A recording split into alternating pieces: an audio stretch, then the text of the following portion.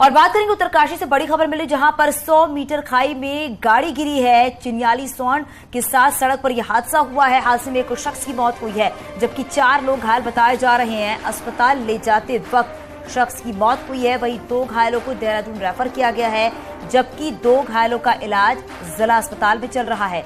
सभी लोग जोखड़ी गांव के रहने वाले बताए जा रहे हैं। ये बड़ी खबर इस वक्त की, एक बड़ा हादसा हुआ है। हमारे सहयोगी बलवीर हमारे साथ जुड़ गए। बलवीर, इस हादसे को लेकर क्या जानकारी मिल पा रही है और जो 4 लोग घायल हैं उनकी क्या स्थिति है?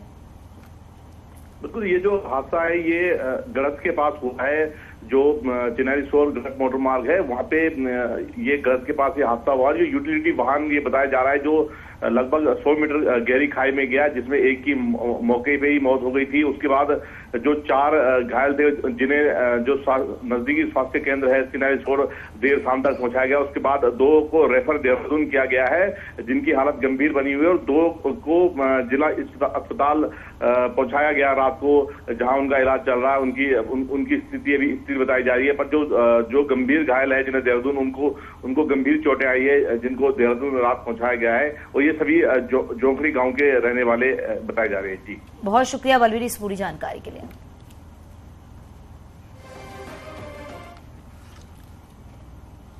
और ये बढ़ते हैं आगे देहरादून के प्रेमनगर के इलाके से खबर, जहां पर नंदा की चौकी के पास में अज्ञात गाड़ी की टक्कर ने एक गुलदार का शावक बुरी तरह से घायल कर दिया।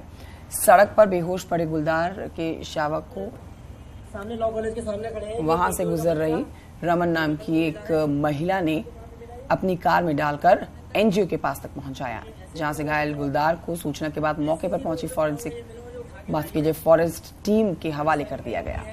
फॉरेस्ट को फोन कर दिया, सूचना दे दी गई है। हमारे द्वारा जब फॉरेस्ट आ जाएगा स्कूटी उन्हें दे दी जाएगी। आप भी ये ध्यान रखें, ये शेड्यूल का जानवर है।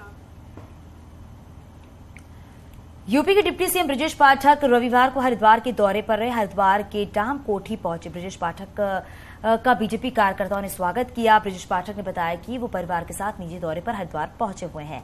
इस दौरान वो अपने पुराने परिचितों और मित्रों से भी मुलाकात कर रहे हैं।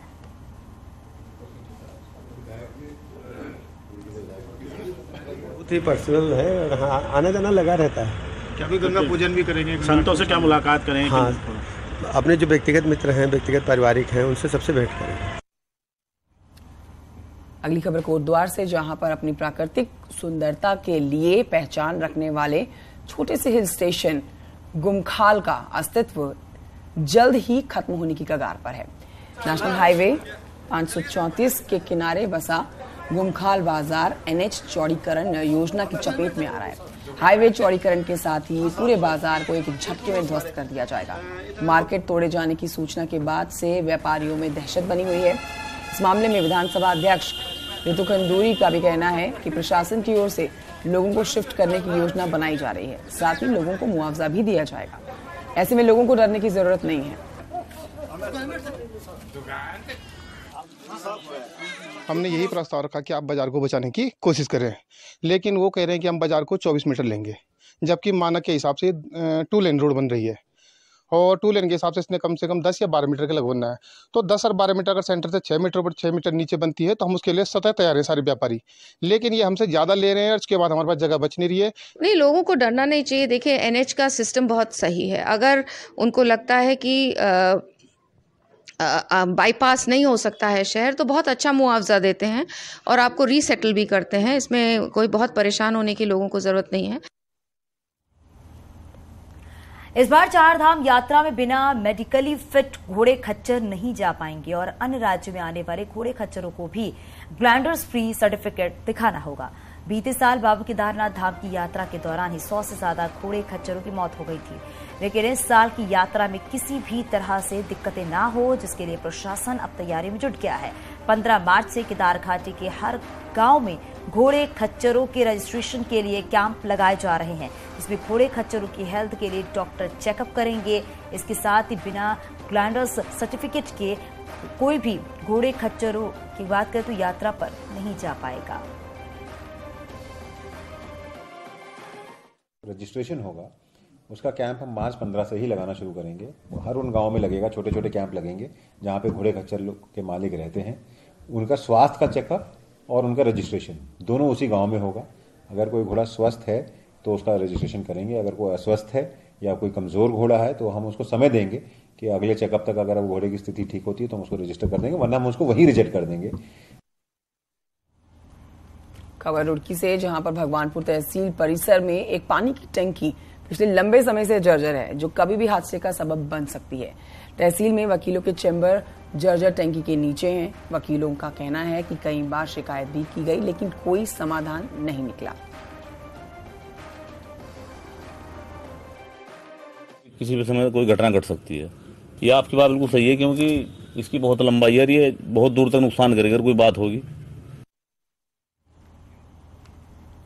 रामनगर में G20 समिट होनी है, जिसके लिए शहर की तस्वीर बदलने का सिलसिला जारी है। जहां एक और सड़कों को ठीक करने का काम हो रहा है, वहीं दीवारों पर रंग रोगन का भी काम चल रहा है। यहां डिग्री कॉलेज की दीवार की तस्वीर भी बदल रही है। दीवारों पर कुमाऊं संस्कृति की झलक के लिए पेंटिंग्स बनाई जा रही है।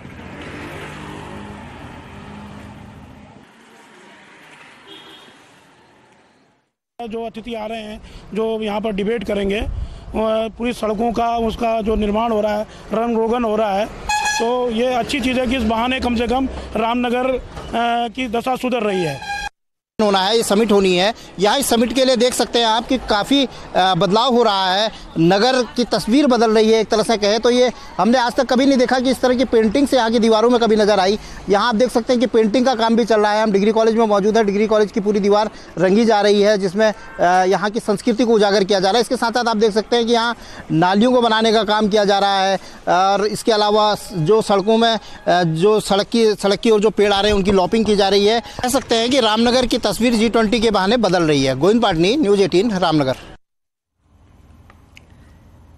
उत्तराखंड में जल स्रोतों के सूखने की खबर इन दिनों सुर्खियों में है, जिसको लेकर हर किसी की चिंताएं बढ़ती जा रही हैं, और ये बढ़ना लाजमी भी है। हालांकि पेयजल विभाग ने अपने स्तर पर गंभीरता से इस पर चिंतन करना शुरू कर दिया है। पेयजल संस्थान का कहना है कि पहाड़ और मैदान दोनों क्षेत्रों में ऐसे स्थान चिन्हित किए गए हैं जहां पर पानी की समस्या रहती है, जहां टैंकरों से पानी पहुंचाने की व्यवस्था की जाएगी।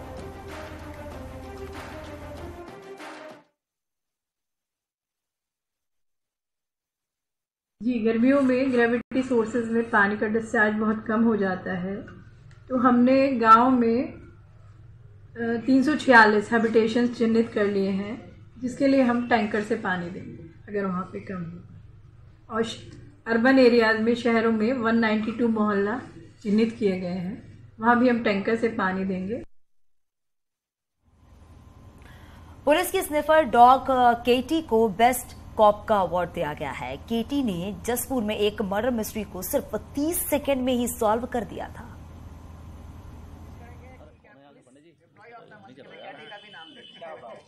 हम कोशिश करेंगे, अगर हो सकता है तो हम करेंगे। तो आपको बताते चले कि स्निफर डॉग केटी को बेस्ट कॉप का अवार्ड दिया गया है। दरअसल ये अवार्ड इसलिए दिया गया है क्योंकि जसपुर में एक मर्डर मिस्ट्री को सिर्फ 30 सेकंड में ही सॉल्व कर दिया गया था, इसलिए ये अवार्ड दिया गया है। चारधाम यात्रा की बात करें तो उत्तराखंड में चारधाम यात्रा 22 अप्रैल से शुरू होने जा रही है, लेकिन उत्तराखंड स्वास्थ्य विभाग में डॉक्टरों की भारी कमी है। ऐसे में स्वास्थ्य विभाग की कवायद है कि डॉक्टरों के साथ साथ मेडिकल कॉलेज के पीजी छात्रों की भी यात्रा मार्ग पर तैनाती की जाए। यात्रियों की सुविधा के लिए 60 से ज्यादा एम्बुलेंस के साथ एयर एम्बुलेंस की भी तैनाती की जा रही है। बद्रीनाथ केदारनाथ यात्रा का base camp Srinagar medical college बनाया गया है, जबकि गंगोत्री यमुनोत्री यात्रा को एम्स ऋषिकेश के माध्यम से स्वास्थ्य सेवाएं उपलब्ध कराई जाएंगी।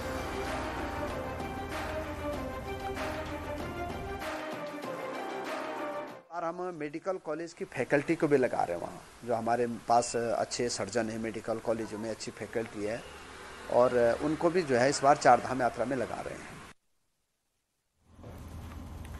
2022 विधानसभा चुनाव के बाद से अभी तक भी आम आदमी पार्टी बिना अध्यक्ष और नेताओं के ही चल रही है। मात्र 4% वोट शेयर भी हासिल नहीं कर पाने वाली पार्टी बिना लीडरशिप के प्रदेश में चल रही है। पार्टी के कई फाउंडर मेंबर पहले ही पार्टी का दामन छोड़ चुके हैं, तो पार्टी में फिलहाल नेता भी मानते हैं कि उनके सामने बिना लीडरशिप के टिक पाना आसान नहीं हो रहा है। कांग्रेस छोड़ आप में आए जोत सिंह बिष्ट संगठन समन्वयक के काम कर रहे हैं और आपकी इस हालत पर कांग्रेस भी चुटकी ले रही है।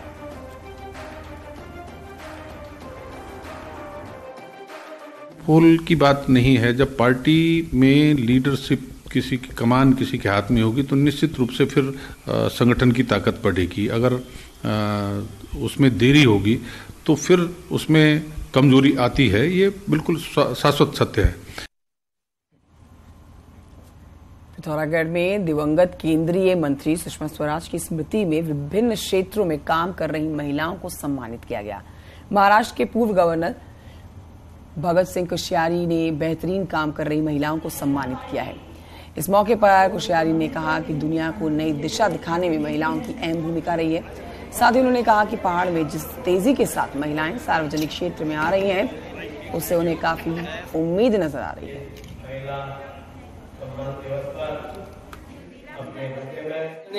सुषमा स्वराज जी की स्मृति में महिलाओं के अच्छे काम करने वाली महिलाओं के सम्मान का कार्यक्रम किया गया और मुझे लगता है कि जितनी बड़ी संख्या में यहाँ माताएं बहनें हैं, उससे हमारे इस जिले में हमारी महिलाओं के अंदर, माता बहनों के अंदर आत्मनिर्भर बनने की एक तेज है, एक लगन है।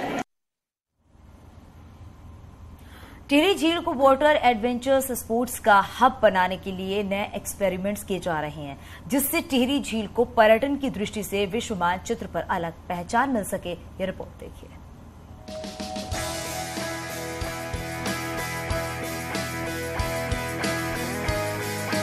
लहरों पर रोमांच के सफर का एहसास करने के लिए पर्यटक दूर दराज से टिहरी झील का दीदार करने पहुंचते हैं और पहाड़ों के बीच इतनी बड़ी झील में बोटिंग के साथ वाटर स्पोर्ट्स एक्टिविटी का मजा लेते हैं।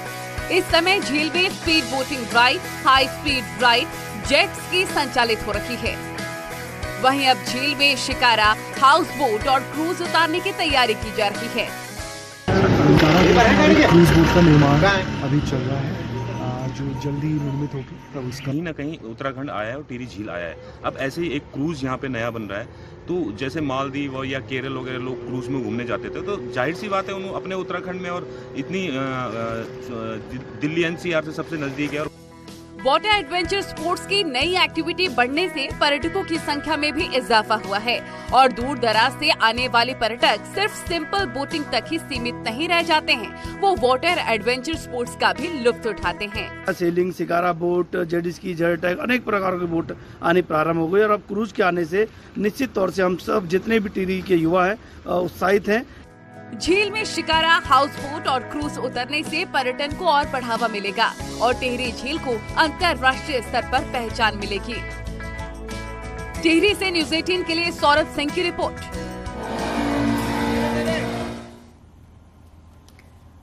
और ये आगे बढ़ते हैं, आपको बताते हैं रविवार को 350 साल पुराने ऐतिहासिक झंडे मेले की झंडे आरोहण के साथ ही शुरुआत हो गई।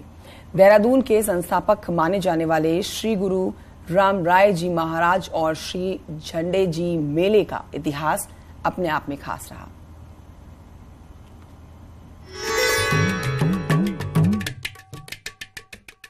देहरादून का अस्तित्व श्री गुरु राम राय जी महाराज के साथ 1676 में देहरादून आगमन से जोड़ा जाता है। माना जाता है कि गुरु महाराज ने दरबार साहिब की इसी जगह पर डेरा डाला, जिसके बाद इसे डेरादेन कहा जाने लग गया, जो बाद में देहरादून हो गया। श्री गुरु राम राय जी महाराज सिखों के 7वें गुरु श्री गुरु हर राय जी के बड़े बेटे थे, जिनका जन्म होली के 5वें दिन साल 1646 को पंजाब के कीरतपुर में हुआ था। झंडे आरोहण की महिमा बताते हुए श्री महंत देवेंद्र दास जी महाराज कहते हैं कि झंडा मेले हमारे देश की विरासत और धरोहर हैं। बाज पक्षी है वो गुरु महाराज का जो है संदेश वाहक था, तो वो भी अपनी सूक्ष्म जो है उपस्थिति यहाँ पे देता है और हर वर्ष जो है संगतों को उसके दर्शन होते हैं। वो झंडे जी के चढ़ते ही जो है उसके ऊपर मंडराना शुरू कर देते हैं। और यहाँ